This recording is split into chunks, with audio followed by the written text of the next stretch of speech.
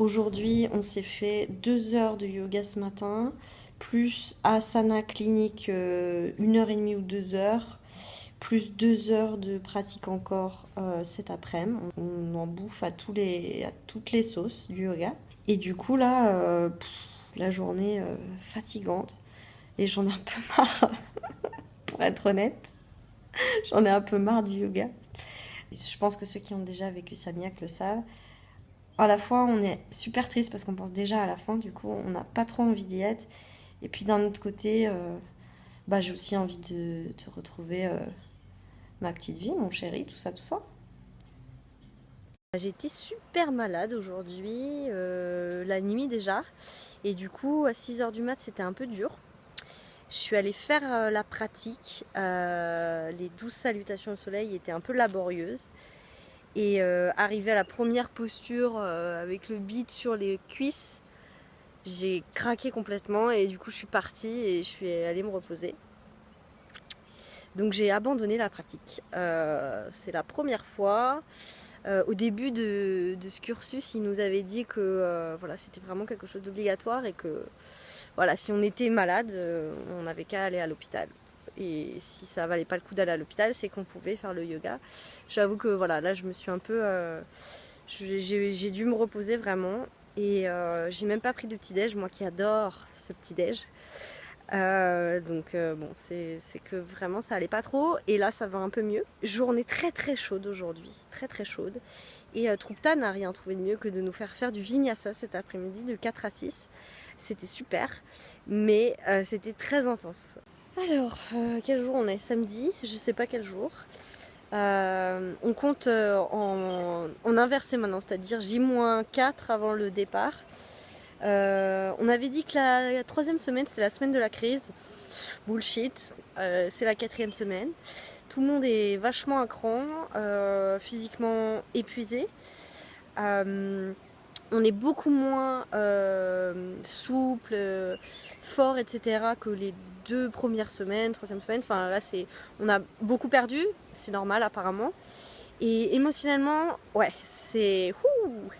Tout le monde est vraiment à fleur de peau. Enfin, tout le monde.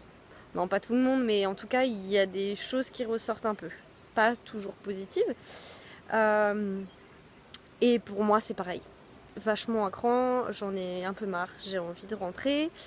Malgré tu vois, ce magnifique paysage derrière nous, ça fait beaucoup là. C'est quand même assez intense. Et j'avoue que les petites contrariétés qui se sont accumulées et qui se sont passées un peu à la trappe parce que ambiance yoga machin, aujourd'hui ça commence à être un peu le vase qui déborde.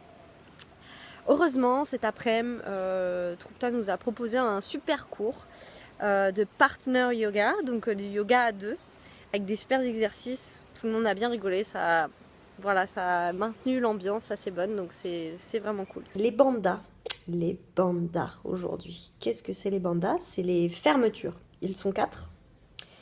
Et ça permet de sceller en fait l'énergie à l'intérieur du corps, de ne pas le laisser s'échapper. Alors, en réalité, on pense toujours qu'il n'y en a que 3, mais il y a bien une quatrième. Donc la première, c'est ce qu'on appelle Mula Bandha. Donc c'est quand on va contracter en fait le périnée. La deuxième, c'est le Jalandhara Bandha. Donc quand on va faire une fermeture en fait au niveau de la gorge. Le troisième, Uddiyana Bandha, celui que je peux pas vraiment faire parce que cette histoire d'émotions bloquées, je croyais que c'était des abdos, tout ça. Enfin, bref, je vous ai déjà raconté. Donc en fait, on va faire rentrer le ventre à l'intérieur et vers le haut. Donc le ventre, les organes, etc. Donc tout vers l'intérieur et vers le haut. Et le troisième, le Mahabandha, qui est en fait un florilège des 3 premiers bandhas. Donc on va faire vraiment les 3 fermetures. C'est pas si évident que ça.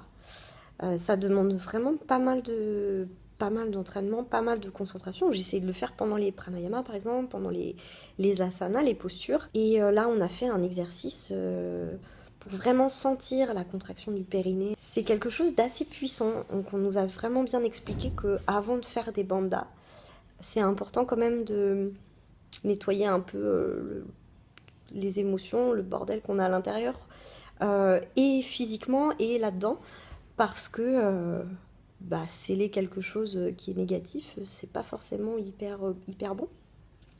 Donc du coup, la légitimité des kriyas, donc des espèces de rituels de nettoyage, apparaît.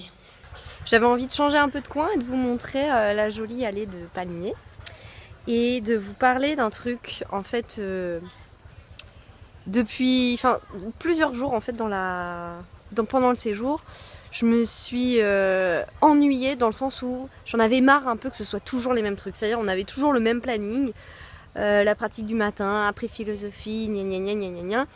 Et évidemment chaque chose était différente, enfin je veux dire chaque cours était différent, mais cette espèce de routine, j'en avais marre. Et en plus on nous demandait justement d'instaurer aussi nous-mêmes une routine quand on serait de retour, etc. Et ce principe de routine, moi ça m'a toujours un peu ennuyée. Voilà, j'ai besoin de changements, de choses qui bougent, etc. Et aujourd'hui on a passé beaucoup de temps à étudier les mantras. Le principe du mantra, sans rentrer trop dans les détails parce que de toute façon je vais faire un article dessus, c'est sûr, c'est de le répéter sans cesse. Donc c'est 108 fois, tu le répètes 108 fois, donc avec un mala comme ça tu peux compter, il y a 108 petites billes. Et tu fais ça plusieurs fois par jour, tous les jours, pendant des semaines, des années. Et le principe du mantra, c'est de révéler quelque chose, c'est pas de dire ou quoi, ça révèle que dans la répétition de la même chose, après un long moment, donc il faut aussi beaucoup de patience, après peut-être des années à répéter toujours la même chose, il y a quelque chose de nouveau qui arrive. Il y a quelque chose qui se passe qui est bouleversant. Voilà, par rapport à cette espèce de routine. Et du coup ça m'a fait un peu tilt et je me suis dit bah ouais c'est vrai que... Et justement il a fait un peu le parallèle, ouh là là il y a les chiens méchants là, ouh, j'ai un peu peur. Je vais peut-être aller de l'autre côté. Voilà, il est juste là les chiens méchants, bah ça va, il est tout seul.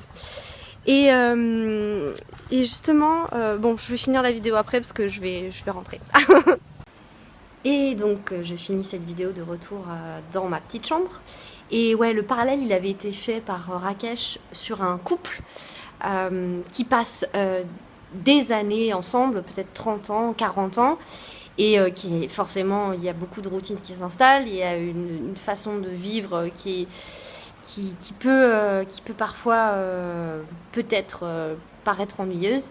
Et au bout d'un certain nombre d'années, ces répétitions des jours qui se ressemblent révèlent quelque chose et a fait apparaître quelque chose de nouveau. Dans la routine, dans la répétition de quelque chose, avec beaucoup de patience, apparaît quelque chose qu'on n'avait jamais vu. Et c'est marrant parce que autant moi je suis dans un truc où c'est vrai que souvent je m'ennuie assez vite. Jour de l'examen, oui je mange de la mangue séchée. Jour de l'examen et du coup moi j'ai fait aussi ma pratique ce matin. Donc j'ai guidé une pratique avec Ifa, on était deux, très émouvant. À la fin tout le monde presque a pleuré. C'était vraiment un truc de ouf. Et on s'est tous pris dans les bras et tout, enfin c'était très puissant. Et cet après-midi, examen, écrit, et voilà, en fait j'ai fini plus tôt, une demi-heure avant la fin, et du coup bah, je suis sortie, et puis je suis venue me caler ici.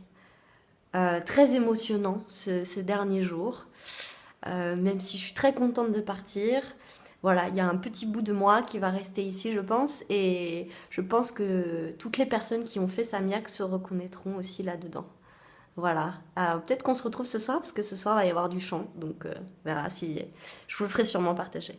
Il est 6h30 je crois, 6h20, et on commence à finir le mandala. Donc là c'est le dépiotage des fleurs, et ici on dépose les fleurs sur le mandala, voilà. Truc de ouf, hein, c'est vraiment magnifique.